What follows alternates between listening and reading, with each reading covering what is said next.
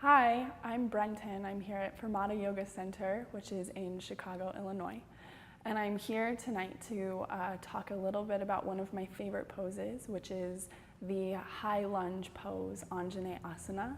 And I want to talk about our high lunge pose in a couple of different contexts, one of them being basic physical principles. What are our physical responsibilities when we show up to the mat to embody so deeply inside of us that our poses really truly come from within, and how we can think about our body in this framework. So I'm going to use a couple of different tools to kind of simplify or help us kind of reimagine how the body can align itself and how all of its component parts are connected. And I have a little teaching tool with me tonight. Her name is Barbie. I'm going to bring her up in just a second. And the reason why I'm using Barbie, I'll bring her up now. The reason why I'm using Barbie is because this Barbie exists. This one's kind of crazy because she has like bending elbows and stuff because she's a 2014 Barbie. But I'm kind of imagining the 90s version of it where Barbie pretty much existed in 6 parts. So she had arms that could come out.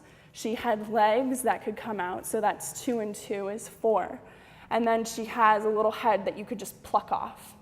So her whole torso exists in one piece, and that piece exists, you can see kind of from the top of her throat all the way down her spine to her tailbone.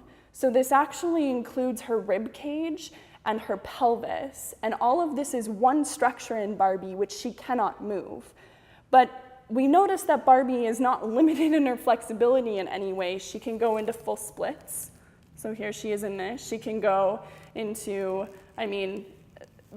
poor back bends, but she can still do them. You know, it's not a limitation for her to be very stable in here. Now, not all of our poses are going to be using this sort of, you could say even rigidity of a Barbie structure where everything is very stable. But I'd like to think about our high lunge as a pose that is, for the time being, where the pelvis is stable with the spine, and all our physical responsibilities are playing one leg forward with a bend in it, yes, and then the back leg back. And we're playing these two actions upward against a stable pelvis. So I'm going to go back to my yoga mat and kind of show you what I'm talking about in like a real human body. Okay, so here I am, and I'm just gonna get into my kind of neutral Barbie stance. And as we play into our high lunge, I'm just gonna kind of pretend that I am structured like Barbie, meaning that my rib cage has very limited mobility, and also so does my pelvis.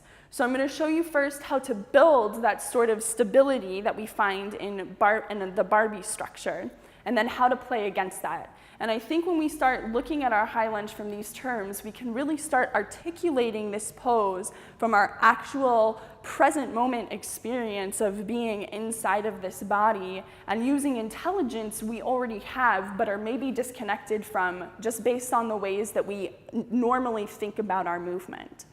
So I'm going to go to the side. Now, this is true, I don't know statistics, but I would say the large majority, like 99.9% of Americans, kind of show up to a yoga mat with this issue, which is that the pelvis will tend to droop forward. There are a host of reasons why this is the case, but a lot of it just is because we shorten them when the knee is drawn in like this, which you find in sitting and in walking and in running and all of that stuff.